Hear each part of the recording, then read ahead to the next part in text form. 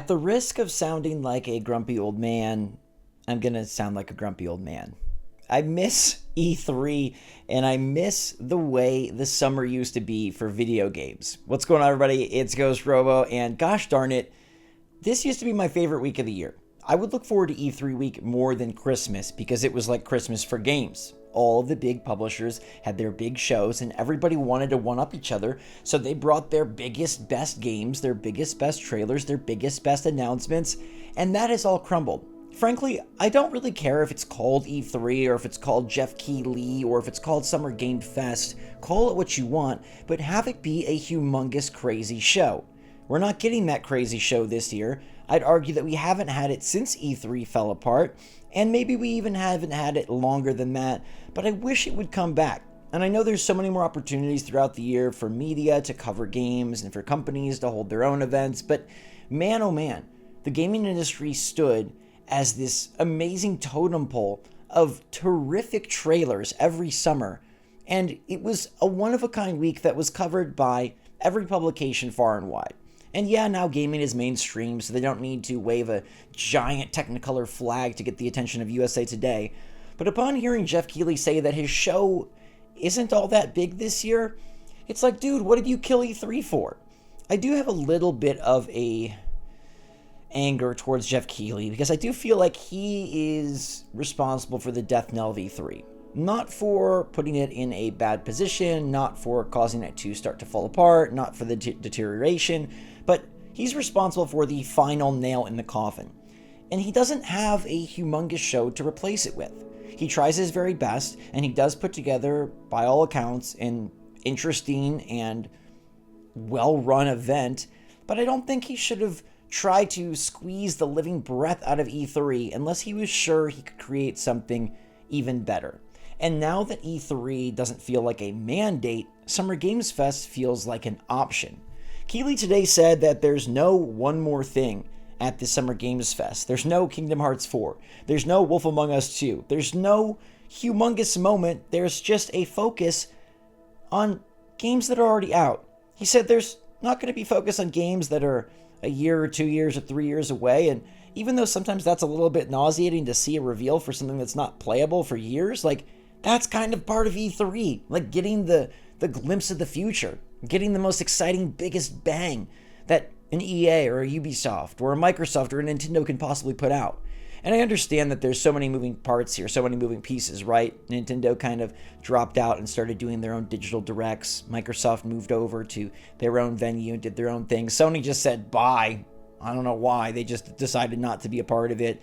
And now, like, Nintendo isn't involved with Summer Games Fest. Ubisoft does their own Connect, and Microsoft does their own showcase. Call of Duty has its own sub-Microsoft showcase. So it's not all Keighley, but it's really because this summer thing is just like a potential time instead of the time.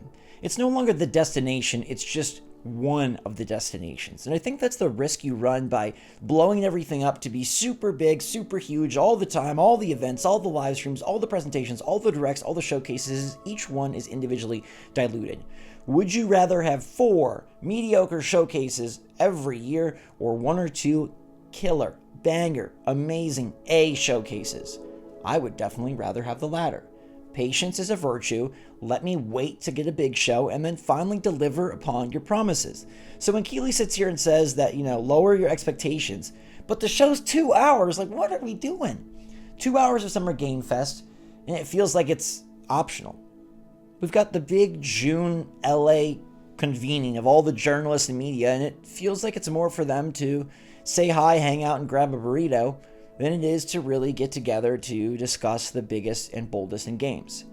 Keighley is saying it's a light year for gaming, and that seems pretty evident based on what's already announced, so you could write this off as an anomaly, but I would argue that every single Summer Games Fest show, and maybe even every single Game Awards show, is underwhelming.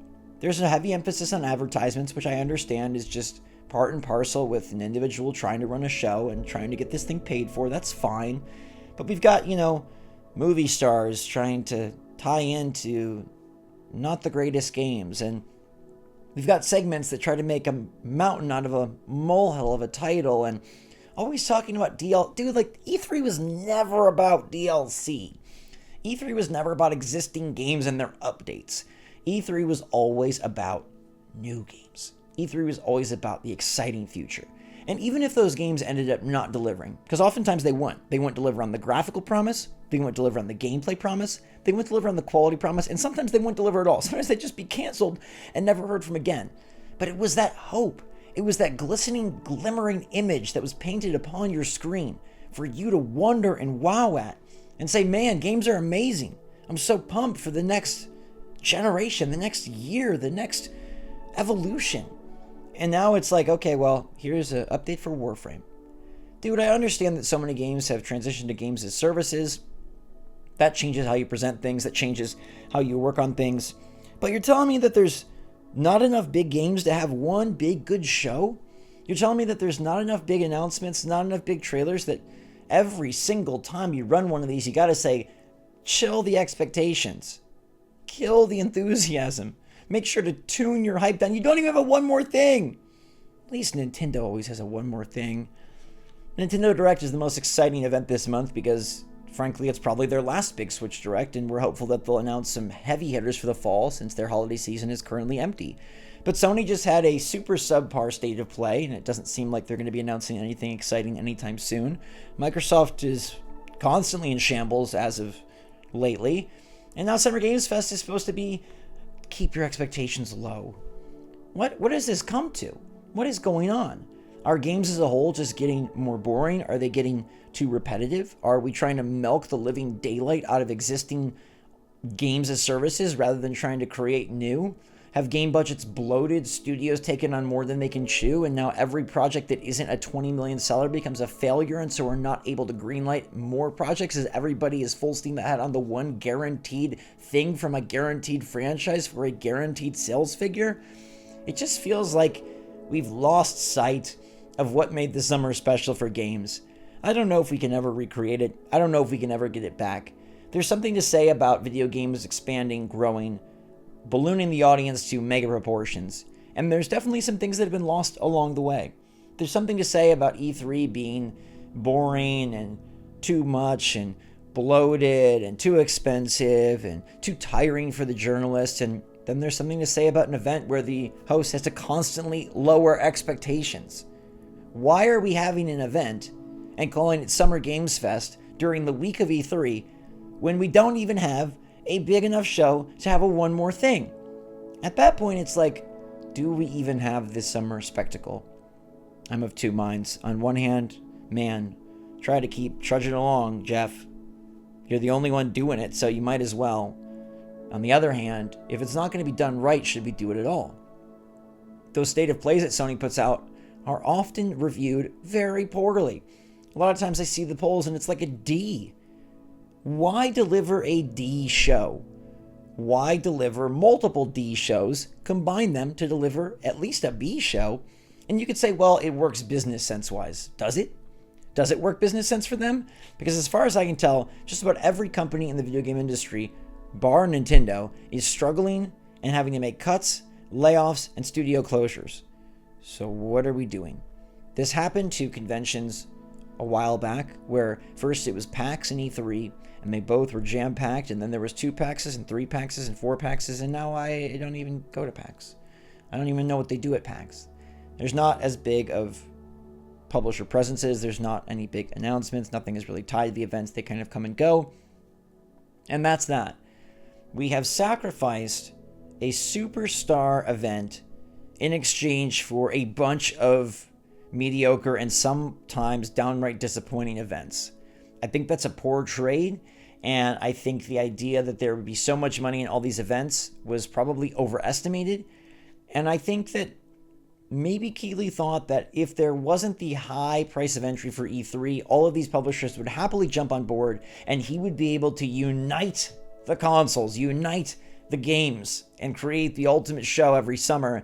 And in fact, now that it's optional, it's not ESA directed, these publishers are opting to do their own thing. Spread it out. Save it for another day. And we're left with a show that doesn't have one more thing, doesn't have a look towards the future, and is focused on DLC and already existing games. I can't tell you how much that bums me out. And life goes on, I'm sure there will still be some cool announcements. And when the show happens, I will focus on the good and try to identify the games that I think are worthy of praise and hype and anticipation and coverage. I won't let this ruin the entire month for me because there still is a Nintendo Direct. I'm super pumped to see more Star Wars Outlaws at Ubisoft's Connect. I think Hollow Knight Silksong has a great chance of showing up at the Xbox Showcase, and who knows, maybe some company like a Capcom or an EA will pull a magic feather out of their hat. But I miss the old days of E3, and I'm utterly befuddled how we have shows where the host has to say, it's not really that great. I don't really have that many new announcements. Yet, we got rid of E3 because supposedly it wasn't that great. And it wasn't doing what it needed to do for the video game industry. Now we kind of have nothing.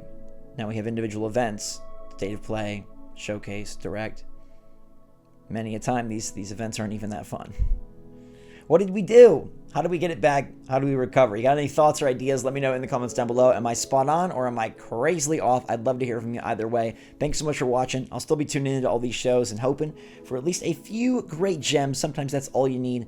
And I'm sure we will get some good announcements. It ain't what it used to be, folks. It ain't what it used to be. So until next time, thanks again for watching. Drink some hot chocolate and we'll see you all alive.